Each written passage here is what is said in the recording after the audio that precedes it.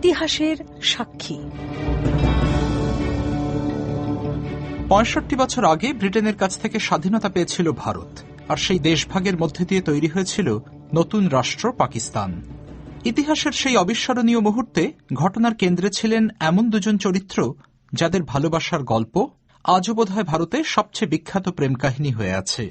এদের একজন ভারতের প্রথম প্রধানমন্ত্রী জওহরলাল নেহেরু, অন্যজন ভারতের শেষ ব্রিটিশ ভাইসরয়ের স্ত্রী এডুইনা Mountbatten.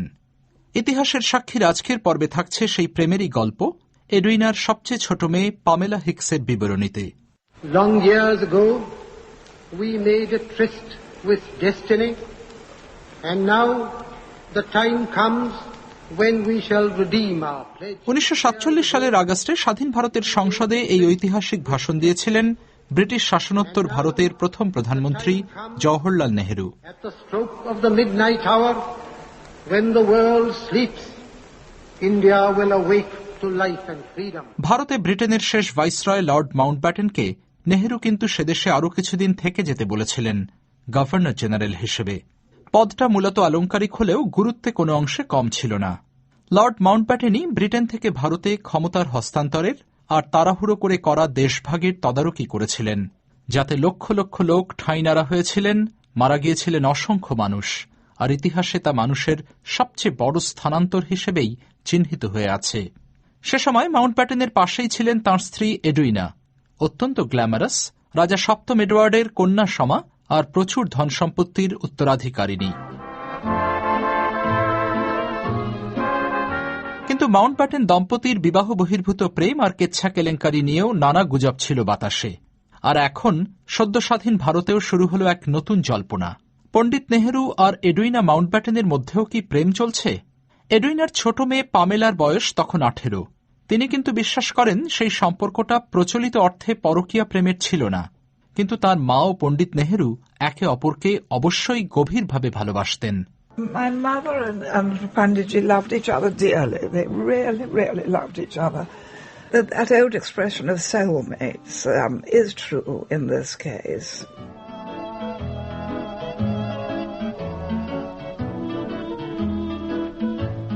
My father was a great extrovert. আমার মা ও পণ্ডিতজি পরস্পরকে ভীষণ ভালোবাসতেন।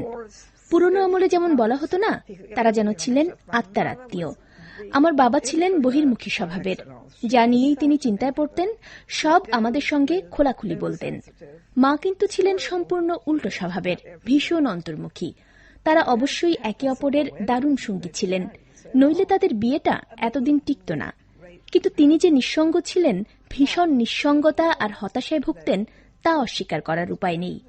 তিনি তখন মধ্য 40, আর তখনই আচমকা এমন একজনের সঙ্গে তার দেখা হল যিনি খুব সংবেদনশীল, মুগ্ধ করার মতো, সংস্কৃতিবান আর সেই সঙ্গে আকর্ষণীয়। আর মা সঙ্গে সঙ্গে তাঁর প্রেমে পড়ে গেলেন।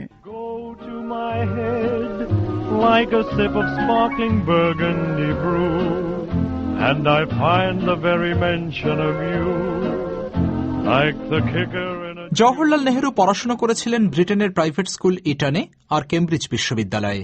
খুবই উচ্চশিক্ষিত, প্রগতিশীল, প্রেমে পড়ার মতোই ব্যক্তিত্ব। ভারতের স্বাধীনতা অর্জনের মুহূর্তটি যখন এলো, ততদিনে তিনি মাউন্টব্যাটেন পরিবারের গভীর বন্ধুতে পরিণত হয়েছেন। Beautiful, beautiful voice and speaking. Very erudite, tremendously knowledgeable, great fun, but the kind of fantastic charisma. অসাধারণ চমৎকার কণ্ঠস্বর আর তেমনই বাগ্মিতা। তার সঙ্গ ছিল সবার প্রিয়, আর ক্যারিশমা ছিল সাংঘাতিক। আমরা মার্চের শেষে ভারতে গেলাম, আর মাত্র মাস 5 মধ্যেই আমরা সবাই পণ্ডিতজিতে মুগ্ধ। অন্যদিকে তিনিও কিন্তু নিঃসঙ্গ ছিলেন। তার স্ত্রী মারা গেছেন বহুদিন আগেই। তার মেয়ে ইন্দিরাও নিজের পরিবার, সন্তানদের নিয়ে আর পাশাপাশি কংগ্রেস পার্টির কাজকর্ম নিয়ে ব্যস্ত। আর আপনি যখন প্রধানমন্ত্রী বা ওরকম কোনো উঁচু পদে চলে যান, আপনিও কিন্তু নিঃসঙ্গ হয়ে পড়েন। বহু বছরের চেনা পুরনো বন্ধুরাও খুব ফর্মাল আচরণ করতে থাকে। And here was this very attractive woman. Whatever he said, she thought was a divine inspiration, and she was the ideal audience for him. এরকম একটা অবস্থাতেই তার দেখা হলো অত্যন্ত আকর্ষণীয় এক মহিলার সঙ্গে। তিনি যাই বলতেন ওই নারীর কাছে সেটা যেন দৈব অনুপ্রেরণার মতো লাগত। তিনি ছিলেন পণ্ডিতজির আদর্শ শ্রোতা। দুজনের জীবনে ঠিক যে জিনিসগুলোর অভাব ছিল তারা পরস্পরের ঠিক সেই অভাবগুলোই মিটিয়ে দিলেন। দুটো নিঃসঙ্গ মানুষের জীবন কাছাকাছি এলো, যেন একটা স্ফুলিঙ্গ জ্বলে উঠল দুজনের মাঝে। লেডি হিক্স কিন্তু একটা কথা বারবার জোর দিয়ে বলেছেন, নেহেরু আর এডুইনার প্রেম ছিল নিষ্কাম, লালসার কোনো আঁচ ছিল না তাতে। Nowadays, everything is reduced to sex, to carnality. The fact that you can be deeply emotionally in love with somebody, but not have sex with them. আজকাল তো সবকিছুই এসে ঠেকে যৌনতায়। দুটো মানুষ পরস্পরকে ভীষণ আবেগ দিয়ে ভালোবাসেন, কিন্তু তাদের মধ্যে কোনো যৌন সম্পর্ক নেই। আজকের প্রজন্মের কাছে সেটা অদ্ভুত লাগতে পারে, কিন্তু পুরনো আমলে এটা সত্যিই ছিল। নাইটরাও তো ঘোড়ায় চেপে যুদ্ধে চলে যেতেন। বছরের পর বছর প্রেয়সীর সঙ্গে হয়তো দেখাই হতো না, কিন্তু তাদের রোমান্টিক সম্পর্কটা ঠিকই থাকত। আর সত্যি কথা বলতে কি, তখন সেই অন্তরঙ্গতার কোনো সুযোগই ছিল না, কোনো গোপনীয়তাই ছিল না। লেডি হিক্স আরও বলছিলেন, এডুইনাকে যখন ভারত থেকে বিদায় নিতে হল, নেহেরুকে ছেড়ে যাওয়ার সেই যন্ত্রণা ছিল হৃদয় বিদারক। Just before she left, she had taken a very beautiful emerald ring she had, and she knew that Bharat ছাড়ার ঠিক আগে মা তার একটা খুব সুন্দর পান্নার আংটি নেহেরুকে উপহার দিয়ে আসতে চেয়েছিলেন। মা জানতেন পণ্ডিতজি নিজে খুব ধনী পরিবারের ছেলে, কিন্তু রাজনীতি করতে গিয়ে বেশিরভাগ টাকা পয়সাই বিলিয়ে দিয়েছেন। তবে আংটিটা যেহেতু নেহেরু নিজে নিতে পারবেন না, মা তাই সেটা দিয়ে এলেন তার মেয়ে ইন্দিরাকে। বললেন, ওর যদি কোনোদিন অর্থের প্রয়োজন হয়, এটা বেচে টাকাটা ওকে দিও। এমনকি ইংল্যান্ডে আসার জন্য যখন বিমান ছাড়ছে, সেই শেষ মুহূর্তেও গলা থেকে একটা দামি নেকলেস খুলে নিজের পিএকে দিয়ে বললেন, কারো হাত দিয়ে এটা এখনই প্রধানমন্ত্রীর কাছে পাঠানোর ব্যবস্থা করো। মা ইংল্যান্ডে ফেরার পরও দুজনে দুজনকে রোজ কয়েক ঘন্টা করে চিঠি লিখতেন। পরে প্রতি সপ্তাহেও অন্তত একটা, এবং মার মৃত্যু পর্যন্ত 12 বছর ধরে সেই অভ্যাস বজায় ছিল। মাঝে দুজনের দেখা হয়েছে কমই, বছরে হয়তো 1-8 বার। লন্ডনে নেহেরু প্রধানমন্ত্রীদের সম্মেলনে এলে, কিন্তু চিঠি লেখায় কখনো ভাটা পড়েনি। এডুইনা মাউন্টব্যাটেন মারা যান বোর্নিওতে এক সফরে গিয়ে। সেটা ছিল 1960 সালের 21শে ফেব্রুয়ারি।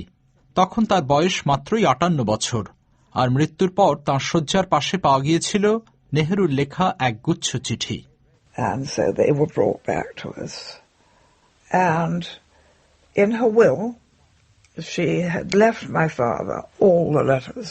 She had told him before, she said, will it be all right? সেই চিঠিগুলো আমাদের কাছে ফেরত এলো, আর আমার মা তার উইলে এইসব চিঠিগুলো বাবার জন্যই রেখে গিয়েছিলেন। এমনকি জিজ্ঞেসও করেছিলেন, জওহরলালের চিঠিগুলো উইলে তোমাকে দিয়ে গেলে অসুবিধা নেই তো? সেই অনুযায়ী সুটকেস ভর্তি এত বছরের চিঠিগুলো বাবার কাছে এলো। আমি তখন বাবার সঙ্গেই আছি। উনি আমায় বললেন, আমায় চিঠিগুলো পড়ে শোনাবে? যদিও আমি 99% নিশ্চিত যে ওতে এমন কিছু নেই যা আমার খারাপ লাগবে, তবুও বাকি ওই 1% জন্য আমি ওগুলো শুনতে চাই। আমি তারপর চিঠিগুলো সব পড়লাম আর দেখলাম নেহেরুর এই চিঠিগুলো আসলে আধুনিক ভারত নির্মাণের এক অনবদ্য ডায়েরি। তোমাকে মিস করছি, নিঃসঙ্গ লাগছে, এই জাতীয় কথাবার্তা দিয়ে হয়তো চিঠিটা শুরু, কিন্তু তারপর ভারতকে গড়ে তোলার কাজে কি তার ভাবনা, কি সমস্যা, এই সবকিছুই বিশদে লিখেছেন পণ্ডিতজি। বা হয়তো কি বই পড়েছেন, কোন কবিতার কোন লাইনটা ভালো লেগেছে, এইসব। সেই সব চিঠি এখন ভারতে নেহেরু গান্ধী পরিবারের হেফাজতে, কিন্তু তা কখনোই পুরোপুরি জনসমক্ষে প্রকাশিত হয়নি। কেন, তার একটা ছোট্ট কারণ বলছিলেন lady Pamela Higgs. Things that we would think so harmless, like he was going to Canada. And this was, say, Christmas 48 or maybe 49. একটা আপাত নিরীহ বিষয়। 1948 বা 49-এর বড়দিনের সময় নেহেরু কানাডা যাচ্ছেন। মা ম্যাক্স ফ্যাক্টর লিপস্টিক ব্যবহার করতেন, কিন্তু যুদ্ধের পর ইংল্যান্ডে তখনও রেশনিং চলছে, সহজে ওটা মেলে না। মা নেহেরুকে লিখলেন, কানাডা থেকে একটা ম্যাক্স ফ্যাক্টর আনতে পারো? সামান্য ব্যাপার, কিন্তু ভারতে একজন প্রধানমন্ত্রীকে সাবেক ভাইসরয়ের স্ত্রী লিপস্টিক আনার জন্য বলছেন, এই জিনিস বোধহয় ছাপার অক্ষরে বেরুলে মানুষ মেনে নিতে পারবে না। In India, the idea that the ex-viceroy asks the Prime Minister to buy her a lipstick? No. এডুইনা মাউন্টব্যাটেনকে তাঁর ইচ্ছা অনুযায়ী সমাহিত করা হয়েছিল সমুদ্রের বুকে। তাকে শেষ বিদায় জানাতে নেহেরু পাঠিয়েছিলেন ভারতীয় নৌবাহিনীর 2টি রণতরী। 4 বছর বাদে পণ্ডিত নেহেরু নিজেও মারা যান হৃদরোগে আক্রান্ত হয়ে।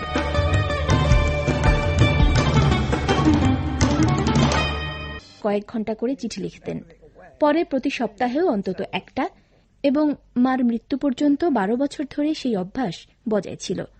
মাঝে দুজনের দেখা হয়েছে কমই, বছরে হয়তো 1-8 বার, লন্ডনে নেহেরু প্রধানমন্ত্রীদের সম্মেলনে এলে, কিন্তু চিঠি লেখায় কখনো ভাটা পড়েনি। এডুইনা মাউন্টব্যাটেন মারা যান বর্নিওতে এক সফরে গিয়ে। সেটা ছিল 1960 সালের 21শে ফেব্রুয়ারি। তখন তার বয়স মাত্রই 58 বছর, আর মৃত্যুর পর তাঁর শয্যার পাশে পাওয়া গিয়েছিল নেহেরুর লেখা এক গুচ্ছ চিঠি। And so they were brought back to us. And in her will, she had left my father all the letters. She had told him before, she said, will it be all right? সেই চিঠিগুলো আমাদের কাছে ফেরত এলো, আর আমার মা তার Willey এইসব চিঠিগুলো বাবার জন্যই রেখে গিয়েছিলেন। এমনকি জিজ্ঞেসও করেছিলেন, জওহরলালের চিঠিগুলো উইলে তোমাকে দিয়ে গেলে অসুবিধা নেই তো? সেই অনুযায়ী সুটকেস ভর্তি এত বছরের চিঠিগুলো বাবার কাছে এলো। আমি তখন বাবার সঙ্গেই আছি। উনি আমায় বললেন, আমায় চিঠিগুলো পড়ে শোনাবে? যদিও আমি 99% নিশ্চিত যে ওতে এমন কিছু নেই যা আমার খারাপ লাগবে, তবুও বাকি ওই 1% জন্য আমি ওগুলো শুনতে চাই। আমি তারপর চিঠিগুলো সব পড়লাম আর দেখলাম নেহেরুর এই চিঠিগুলো আসলে আধুনিক ভারত নির্মাণের এক অনবদ্য ডায়েরি। তোমাকে মিস করছি, নিঃসঙ্গ লাগছে, এই জাতীয় কথাবার্তা দিয়ে হয়তো চিঠিটা শুরু, কিন্তু তারপর ভারতকে গড়ে তোলার কাজে কি তার ভাবনা, কি সমস্যা, এই সবকিছুই বিশদে লিখেছেন পণ্ডিতজি। বা হয়তো কি বই পড়েছেন, কোন কবিতার কোন লাইনটা ভালো লেগেছে, এইসব। সেই সব চিঠি এখন ভারতে একটা কথা বারবার জোর দিয়ে বলেছেন, নেহেরু আর এডুইনার প্রেম ছিল নিষ্কাম, লালসার কোনো আঁচ ছিল না তাতে। Nowadays, everything is reduced to sex, to carnality. The fact that you can be deeply emotionally in love with somebody, but not have sex with them. আজকাল তো সবকিছুই এসে ঠেকে যৌনতায়। দুটো মানুষ পরস্পরকে ভীষণ আবেগ দিয়ে ভালোবাসেন, কিন্তু তাদের মধ্যে কোনো যৌন সম্পর্ক নেই। আজকের প্রজন্মের কাছে সেটা অদ্ভুত লাগতে পারে, কিন্তু পুরনো আমলে এটা সত্যিই ছিল। নাইটরাও তো ঘোড়ায় চেপে যুদ্ধে চলে যেতেন। বছরের পর বছর প্রেয়সীর সঙ্গে হয়তো দেখাই হতো না, কিন্তু তাদের রোমান্টিক সম্পর্কটা ঠিকই থাকত। আর সত্যি কথা বলতে কি, তখন সেই অন্তরঙ্গতার কোনো সুযোগই ছিল না, কোনো গোপনীয়তাই ছিল না।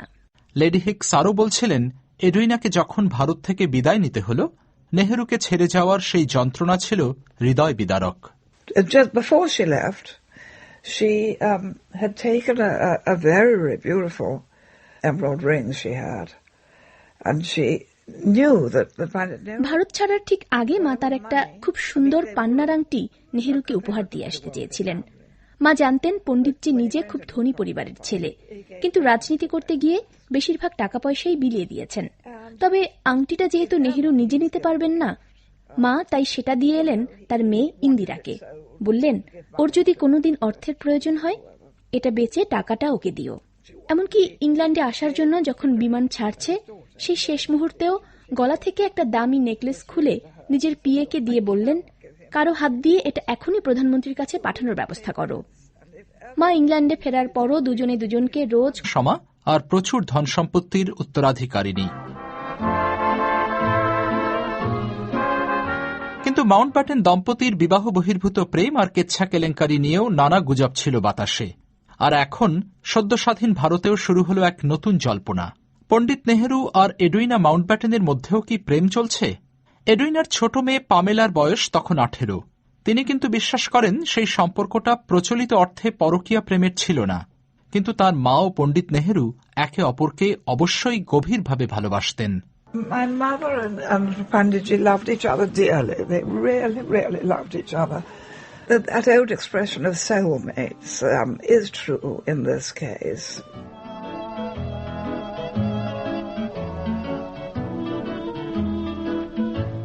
My father was a great extrovert. আমার মা ও পণ্ডিতজি পরস্পরকে ভীষণ ভালোবাসতেন। পুরনো আমলে যেমন বলা হতো না, তারা যেন ছিলেন আত্মার আত্মীয়। আমার বাবা ছিলেন বহির্মুখী স্বভাবের, যা নিয়েই তিনি চিন্তায় পড়তেন সব আমাদের সঙ্গে খোলাখুলি বলতেন। মা কিন্তু ছিলেন সম্পূর্ণ উল্টো স্বভাবের, ভীষণ অন্তর্মুখী। তারা অবশ্যই একে অপরের দারুণ সঙ্গী ছিলেন, নইলে তাদের বিয়েটা এতদিন টিকত না। কিন্তু তিনি যে নিঃসঙ্গ ছিলেন, ভীষণ নিঃসঙ্গতা আর হতাশায় ভুগতেন, তা অস্বীকার করার উপায় নেই। তিনি তখন মধ্য 40, আর তখনই আচমকা এমন একজনের সঙ্গে তার দেখা হলো যিনি খুব সংবেদনশীল, মুগ্ধ করার মতো, সংস্কৃতিবান আর সেই সঙ্গে আকর্ষণীয়। আর মা সঙ্গে সঙ্গে তাঁর প্রেমে পড়ে গেলেন।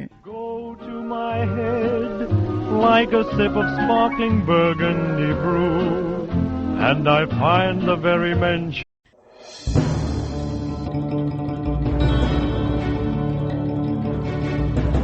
ইতিহাসের সাক্ষী।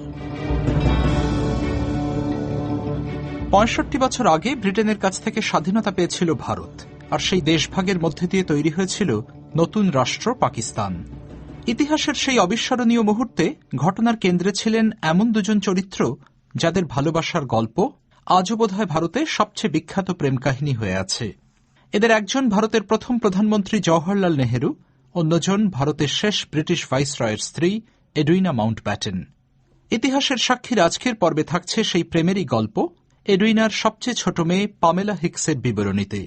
Long years ago, we made a tryst with destiny, and now the time comes when we shall redeem our pledge. 1947 সালের আগস্টে স্বাধীন ভারতের সংসদে এই ঐতিহাসিক ভাষণ দিয়েছিলেন ব্রিটিশ শাসনোত্তর ভারতের প্রথম প্রধানমন্ত্রী Jawaharlal Nehru. At the stroke of the midnight hour, when the world sleeps, India will awake to life and freedom. ভারতে ব্রিটেনের শেষ ভাইসরয় লর্ড মাউন্টব্যাটেনকে নেহেরু কিন্তু সেদেশে আরও কিছুদিন থেকে যেতে বলেছিলেন গভর্নর জেনারেল হিসেবে।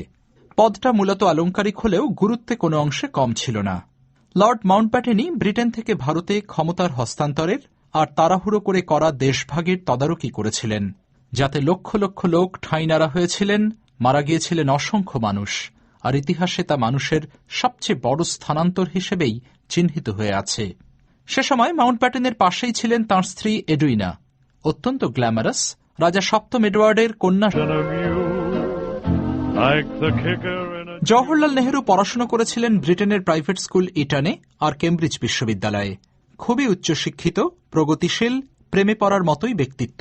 ভারতের স্বাধীনতা অর্জনের মুহূর্তটি যখন এলো, ততদিনে তিনি মাউন্টব্যাটেন পরিবারের গভীর বন্ধুতে পরিণত হয়েছেন।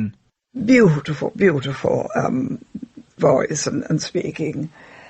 Very erudite, tremendously knowledgeable, great fun, but the kind of fantastic charisma. অসাধারণ চমৎকার কণ্ঠস্বর আর তেমনই বাগ্মিতা।